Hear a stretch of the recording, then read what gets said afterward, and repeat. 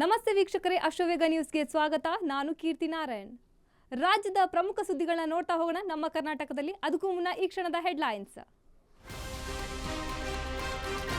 ರಣ್ಯಾ ವಿರುದ್ಧದ gold smuggling ಕೇಸ್ಗೆ ರೋಚಕ twist. ನಟಿ ಒಡೆತನದ ಕಂಪನಿಗೆ 12 ಎಕರೆ ಜಮೀನು ಮಂಜೂರು.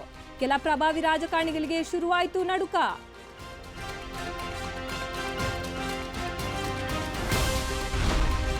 ಪಾಳು ಬಿದ್ದಿದ್ದ ಕಟ್ಟಡ ದಿಢೀರ್ ಕುಸಿತ, ದುರಂತದಲ್ಲಿ 3 ದುರ್ಮರಣ.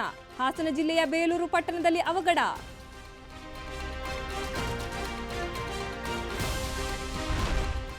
ಚಿತ್ರದುರ್ಗದಲ್ಲಿ ಲಾರಿ ಕಾರು ಮಧ್ಯೆ ಡೆಡ್ಲಿ ಆಕ್ಸಿಡೆಂಟ್, ಸ್ಥಳದಲ್ಲೇ 5 ಸಾವು. ಘಟನಾ ಸ್ಥಳಕ್ಕೆ ಎಸ್ಪಿ ಭೇಟಿ ನೀಡಿ ಪರಿಶೀಲನೆ.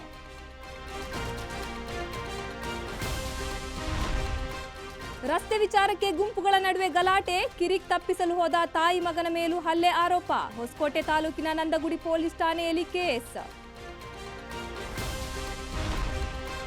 ರಾಜ್ಯದ ವಿವಿಧೆಡೆ ಮ್ಯಾರಥಾನ್ ಓಟ, ಜಾಥಾಕ್ಕೆ ಸಾಥ್ ನೀಡಿದ ಸ್ಯಾಂಡಲ್ವುಡ್ ಸ್ಟಾರ್ಸ್. ಮಾದಕ ದ್ರವ್ಯ ಮುಕ್ತ ಕರ್ನಾಟಕ ಅನ್ನೋ ಧ್ಯೇಯವಾಕ್ಯ ಘೋಷಣೆ.